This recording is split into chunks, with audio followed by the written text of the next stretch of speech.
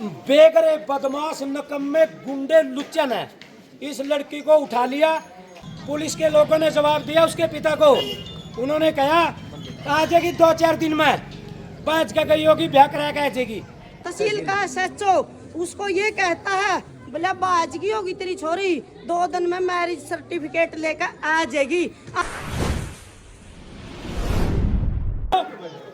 गाँव वासियों, आप सभी से निवेदन है, आपके सामने एक फोटो है एक छोटी सी गुड़िया का जिसकी उम्र मात्र 18 वर्ष थी, जो कॉलेज से अपनी पढ़ाई के लिए BSc नर्सिंग के लिए फॉर्म लेने गई।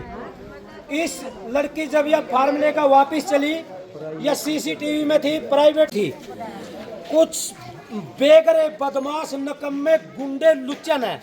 इस लड़की को उठा लिया और इस लड़की की इतनी निर्मम हत्या की, इसका गला रेत कर दिया गया, इसके मुंह में एसिड और तेजाब डाल दिया।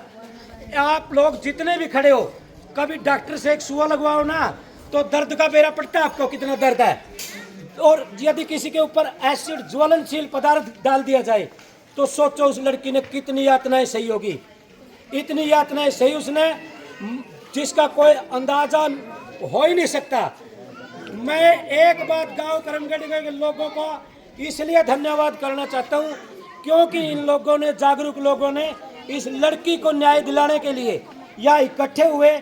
तमाम हमारे साथ लगते गांव में पत्रकार मुद्दे, उन तक हमारी बात जानी चाहिए। हर घर की आवाज बने, जन आंदोलन बने।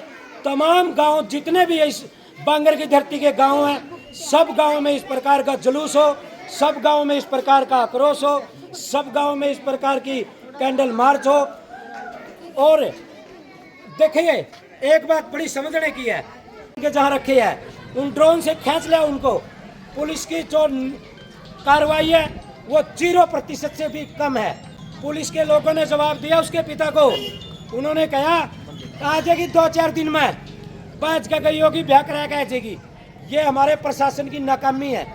पत्रकार महोदय, इस बात को जन आंदोलन बना दो यदि इस लड़की को न्याय दिला सकते हो आप भी, क्योंकि आप बहुत बड़ा चौथा स्तंभ हो। इन्हीं बातों के साथ और भाई किसी ने कुछ बात कहनी हो इस गुड़िया के लिए, इस गुड़िया के न्याय के लिए।